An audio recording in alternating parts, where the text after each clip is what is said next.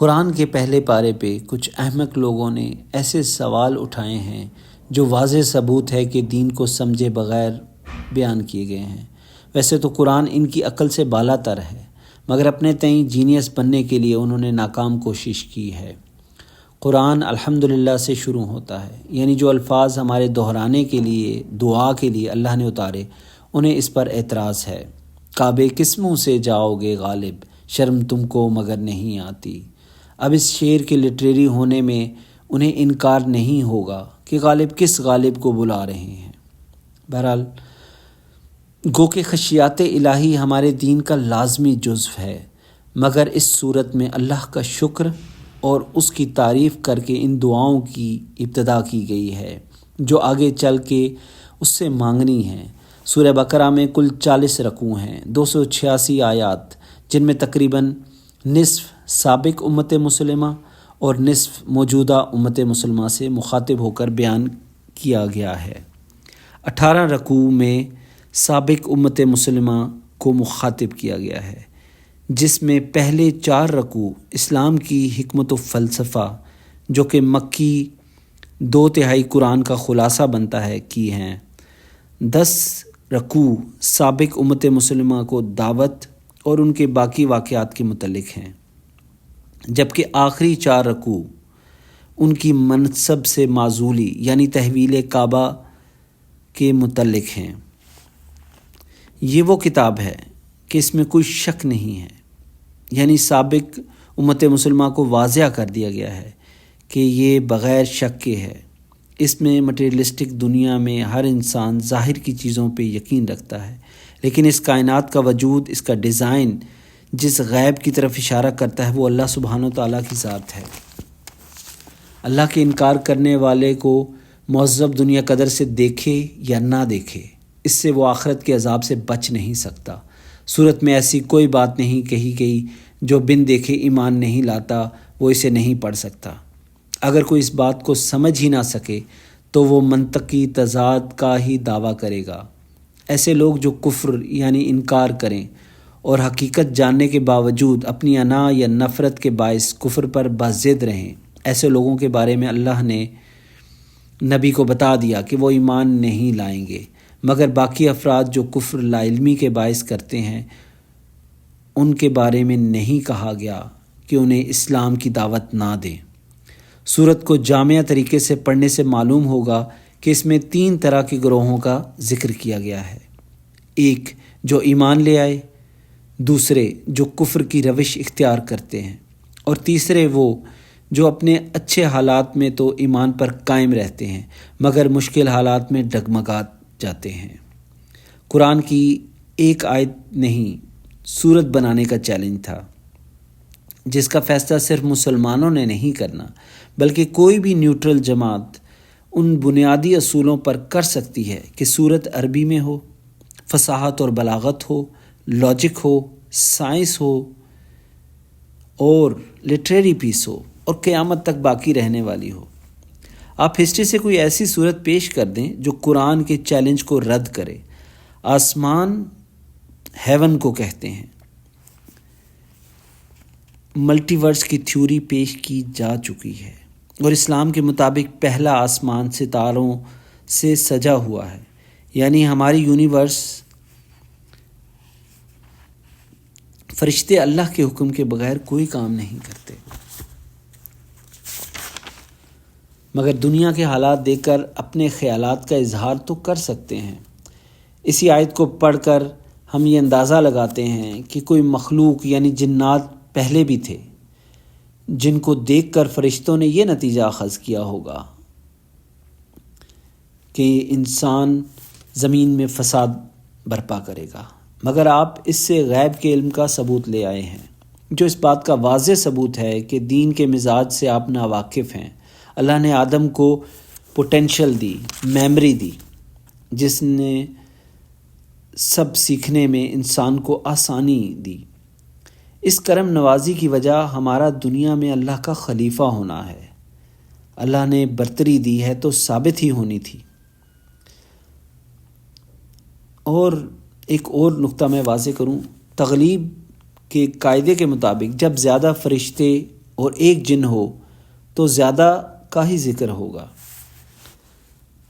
اور ابلیس نے خود بھی اس پر شکوہ نہیں کیا کہ مجھے تو نہیں کہا گیا تھا سجدے کا۔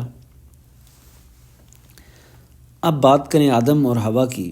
آدم اور حوا جنت الفردوس میں نہیں تھے، جس سے کسی کو بھی نہیں نکالا جائے گا، یعنی جنت الفردوس میں جو بھی جائے گا اسے کبھی نہیں نکالا جائے گا۔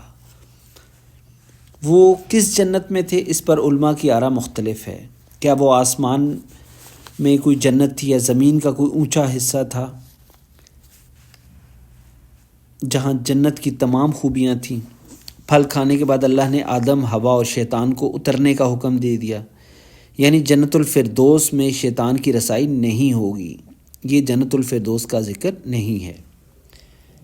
ابلیس کو جہنم کی خبر دی گئی ہے یا نہیں دی گئی، اگر آپ پورا اسلام پڑھیں گے تو آپ کو زیادہ اچھے طریقے سے معلوم ہوگا۔ اور آپ کی بیان کردہ آیات سابق امت مسلمہ کے متعلق ہیں۔ اللہ نے جب صحیفے یا آسمانی کتاب نازل کی ہیں تو ان کتابوں کے نازل کرنے کی تصدیق قطعاً اس بات کی دلیل نہیں بنتی کہ ان میں ٹیمپرنگ نہیں ہوئی ہے۔ آپ پوری صورت کا ترجمہ اپنے مزاج سے کر رہے ہیں، جبکہ ایک واضح ردم موجود ہے، تو جان بوجھ کر اس سے ہٹ کے مطلب کیوں نکال رہے ہیں؟ تاریخ میں بہت سے واقعات نہیں ملتے مگر مذہبی کتابوں میں ملتے ہیں۔ یہ اسی فرعون کا ذکر ہے جو حضرت موسیٰ کے دور میں پانی میں غرق ہوا تھا۔ جہاں تک سوال رہا سمندر اور دریا کے معاملے کو سمجھنے کے لیے عربی زبان سے آپ کی واقفیت ضروری ہے، اور دوسری طرف معجزات اس دور کے لوگوں کے ایمان کے لیے ضروری تھے۔ ہمارے لیے قرآن سب سے بڑا معجزہ ہے۔ اس دور کی امتیں معجزات دیکھ کر ایمان لاتی تھیں۔ نیز موت کے بعد زندگی آپ لوگوں کے لیے اتنی مشکل نہیں ہے کہ سمجھ نہ آ سکے۔ آپ تو لوکا یعنی لاسٹ یونیورسل کامن انسسٹر اور فوکا یعنی فرسٹ یونیورسل کامن انسسٹر کے قائل ہیں، جو ڈیڈ سے لیونگ بینگ ہو گئے، یعنی مردہ سے زندہ ہو گئے۔ تو یہ سائیکل ایک دفعہ اور صحیح۔ دوسری طرف آیت 62 میں پیچھے چلنے والے مضمون کا تسلسل ہے، جس میں شروع میں ایمان لانے کا ذکر کر دیا گیا تھا۔ آپ ایک جگہ سے پورے اسلام کے مزاج کو خود سے اخذ نہیں کر سکتے۔ اسلام میں واضح ہے کہ کن کن باتوں پر ایمان لانا ضروری ہے، اور ہاں، اللہ معمولی مثالیں دینے سے نہیں شرماتا، کیونکہ دلیل یا مثال چھوٹی یا بڑی نہیں ہوتی، ریلیونسی بہت اہم چیز ہے۔ اللہ کی کتاب کی تعریف کے متعلق یعنی تحریف کے متعلق آیت ہے جو کتاب میں خود سے باتیں لکھی جاتی تھی۔ یہ کسی خاص گروہ سے یا کسی انسان سے تعلق رکھتی تھی، یہ اتنا ریلیونٹ نہیں ہے جتنا تحریف کا مدعا واضح کیا گیا ہے۔ دوسری طرف جو آپ کا اعتراض تھا، اللہ تعالیٰ نے فرمایا، اے نبی کہہ دیجئے جو کوئی بھی دشمن ہو گیا جبریل کا تو اس نے تو نازل کیا ہے آپ کے دل پر اللہ کے حکم سے۔ جبریل کا اپنا اختیار تو نہ تھا، یعنی اللہ یہاں بہت واضح کہہ رہا ہے کہ تم لوگ جبریل سے دشمنی مت کرو۔ اگر وہ اسلام کا پیغام اگر وہ حضور صلی اللہ علیہ وسلم پر لے آئے ہیں اور جو ان کو وہ پڑھاتے ہیں، جو ان کے دل پہ اترتا ہے، جو وہ یاد کرواتے ہیں، وہ اللہ کی طرف سے ہے، تو اس نے نازل کیا ہے آپ کے دل پر اللہ کے حکم سے، یعنی جبریل نے نازل کیا آپ کے دل پر اللہ کے حکم سے۔ تو جبریل کا اپنا اختیار تو نہ تھا۔ اچھا، اب بات کریں عربی یا اردو لٹریچر میں دل چاہنا، دل پریشان ہونا وغیرہ استعمال کیا جاتا ہے۔ یہ لٹریچر کا حصہ ہے، اس میں دل اور دماغ کی تفریق ضروری نہیں ہے۔ رہا سوال جادو کا پرچار، فرشتے اللہ کے حکم سے کر رہے تھے جبکہ شیطان اپنی منمانی کر رہے تھے۔ یہاں سمجھنے کی بات ہے، جو اکثر آپ ایک واقعہ بیان کرتے ہیں، ایک بات اٹھاتے ہیں کہ شراب یہاں حلال نہیں ہے اور جنت میں حلال ہے، یا جو چیزیں ادھر جو حلال تھیں اب حرام ہیں۔ مسئلہ حلال اور حرام کا نہیں، مسئلہ اس حکم کا ہے، اس حکم کی پیروی کیسے کرنی ہے۔ اگر روک دیا ہے تو رک جاؤ، اگر حکم دے دیا تو وہ کر لو۔ اس حکم کو بجا لانا اصل معاملہ ہے۔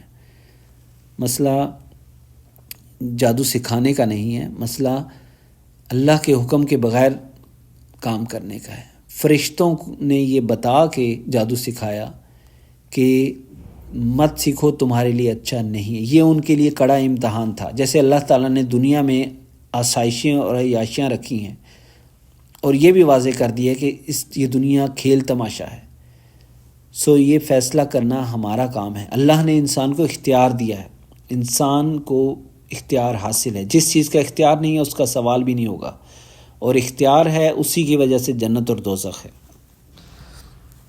آیت 106 میں اللہ قرآن کی آیات کے منسوخ ہونے کی طرف اشارہ کر رہا ہے، جو نبی کی زندگی میں سب فائنلائز ہو گیا تھا۔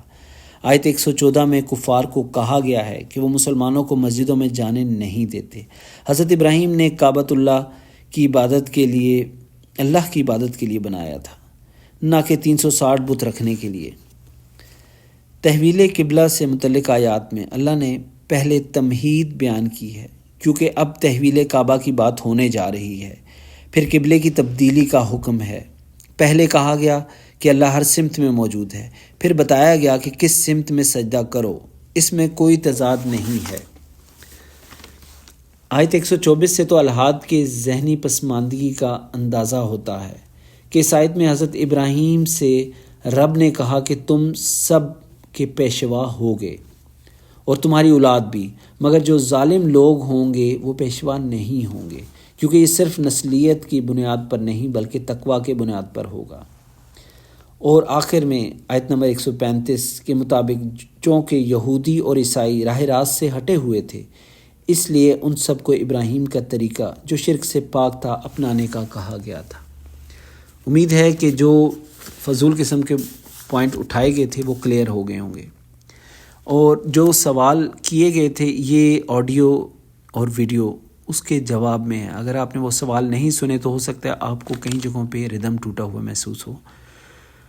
ٹھیک ہے، السلام علیکم۔